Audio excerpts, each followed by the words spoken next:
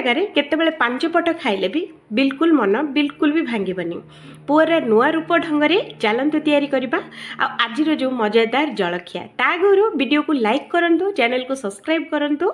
एमितिका नुआ नुआ रेसिपी देखिबा पई सब्सक्राइब तो निहाती करंतु। तो चलतु बनेबा। प्रथमे किछि एठी मु पियाज कटा नहीं जोटा कि मीडियम साइज रो छोट पियाज ता देहरे आमे दबा। एठी मु देखंतु फ्रेंड्स नौची गोटे गिना चूड़ाटा को बढ़िया से धोईकी भिजेकी एमिति जेतेबेले सॉफ्ट हे जिवो तो एठी आमे देई दबा।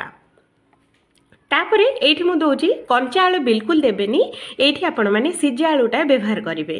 तो एठी देखंतु मु गोटे आलू को सिजेकी एठी मु एमिति नै जेइचे। आ हां हातरे चकुड़ी देले बढ़िया हबो, हातरे चकुड़ी दियंतु। तापरे एठी हमें दे दबा गोटे चामच चिली सॉस, टेस्ट बहुत भल आसीबो। संगरे दबा गोटे चामच एठी टमाटो केचप, टेस्ट यार भी दुईटी बहुत भल आसीबो।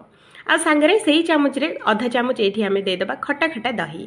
संगरे अल्प टिके नाको एठी दे दबा धनिया गुंड। आ एठी हमें दे दबा स्वाद अनुसार लूण। आ एठी हमें दे दबा हाथ रे अल्प टिके नाको जीरा। आ संगरे अल्प टिके नाको एठी हमें कस्तूरी मेथी भी न भूलिकी एठी हमें दे दबा। आ ये सबू जाक चटपटा बनवाई ये गोटे चामच तेल को गरम करके सोरिष टिकना को फुटेकी से तेलटा ये आम ऐड करवा। छुंकटा बिल्कुल भी भूलिबेनी फ्रेंड्स, छुंकटा निहाती देबे। छुंकटा देले यार टेस्टा ना डबल ट्रिपल चुफुल होगी बाहर बहुत ही बढ़िया लगे। से छुंकटा बिल्कुल दबाटा बिल्कुल भी भूलिबेनी, निहाती देबे।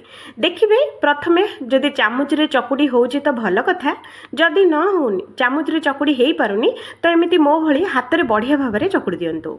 तो एठी देखंतु मु आको हाथ रे बहुत बढ़िया से चकुड़ी नहींची, देखिले ना एमिति करके आको चकुड़ी नेबे। बिल्कुल भी पानिया पानिया बिल्कुल हबनी, आमर जेतु चूड़ा पड़ी चूड़ा सबुतक पानी पीजिब। तो एमिति करके चकुड़ी के आमे रेडी कर दबा। तापरे एठी आमे सेही चामचटा को भल भाव में धोईकी आउ थरे एठी आमे व्यवहार करबा। तो देखंतु एमिति करके चामचटा को नै जिबे। आ एठी गोटे चामच बैटर एमिति करके नै जिबा। आ हां एठी मु फ्रेश अट्टा बिल्कुल भी चकुड़ीनी, एटा मु सखाळु टिके नाको मु रोटी करथिली जो सेइथरु गोटे 2 रु 3 गुळा बळी जाइथिला।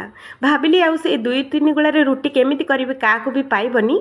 तो सेइति पई एमिति गोटे मजेदार जलखियाटे मु आपण मानक पई बनि देइची। तो ये आम से 5-6 गुड़ा रुटी को ये आम आउ टे भल भाव में चकुड़ी की नहीं जावा।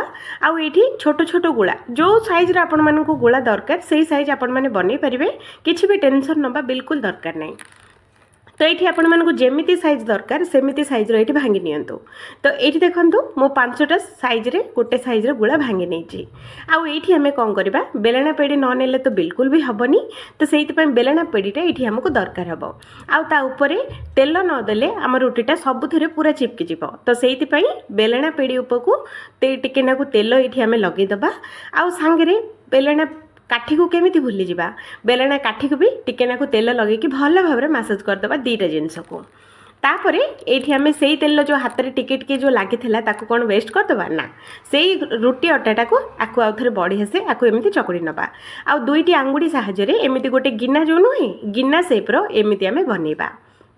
तो देखिले ना एमिति गोटे गिना भलिया बनई पारे ना प्लेट भलिया बनई पारे, जेमिति सहज आपण मन को सेमिति बनई दियंतु, किछि भी टेंशन नहीं, पूरा इजिली बनी जिवो ए जलखिया। तो ये गिना भलिया जेतेबेले बनई देबे आमे जो चकुटी के जो रखी थे चूड़ा और आलू पेस्ट को ये आम गोटे चामच दबा। बेसी अधिक बिल्कुल भी देवेनी, ना सबू जाक आम रुटीटा ठीक से बेली हो पारबनी। आ सबू जाक मसलाटा बाहर को बाहरी आसो आईपाई एत भल लगे। तो से अल्प अल्प करके देबे।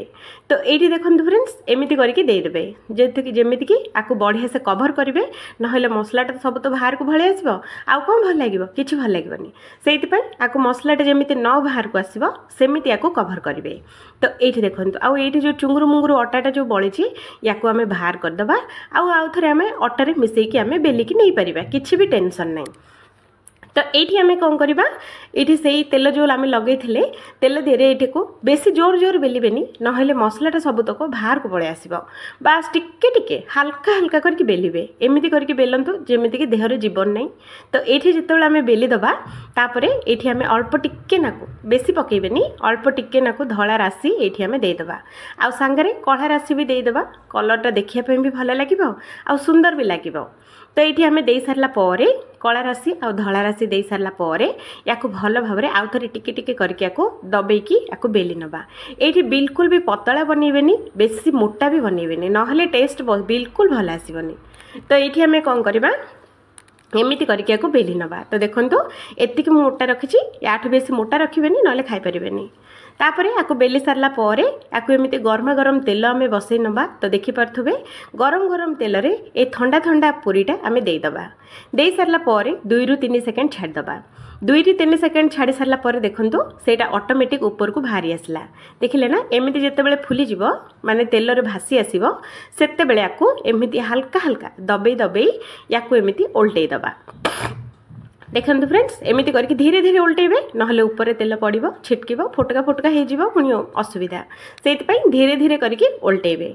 तापर एमती उल्टे सारा आउ थे टिके टिके हल्का हल्का करके दबे दबे दुई पट साइडटा को आम एमती गोल्डन कलर है पर्यंत फ्राए करवा आपको बाहर करवा। हाँ छाणिला बेलू आपण मैंने स्लो मीडियम रे ही छाणिबे। तो देखो जलखिया पूरा बनिकी रेडी हो गलानी। एपर्यंत देखुं लाइक करना सब्सक्राइब करना सब्सक्राइब टे लाइक टे कर दिंतु नहले पाप लगे। एमतीका वीडियो नुआ नुआ डेली आसपाई हेले वीडियो को लाइक करंतु और चैनल को सब्सक्राइब निहाती करंतु सांग माने एमतीका नुआ नुआ रेसिपी आम चैनल देखिया पाई। आपण मानकु एपर्यंत मो वीडियो संपूर्ण देखिया पाई आपण मानकु बहुत बहुत धन्यवाद आ बहुत बहुत थैंक यू भी। जदि वीडियो भल लगे वीडियो को लाइक करंतु और चैनल को सब्सक्राइब करंतु। आपण को आउ केमितिया रेसिपी दरकार निहाती कमेंट करके कहले आमे सेकेंड टाइम रे आपण मानकु जेमिति रेसिपी दरकार सेमिति आमे आनिक आसीबो। तो मु रोहुची सांग माने आउ थरे देखा गोटे नुआ वीडियो रे। Thank you.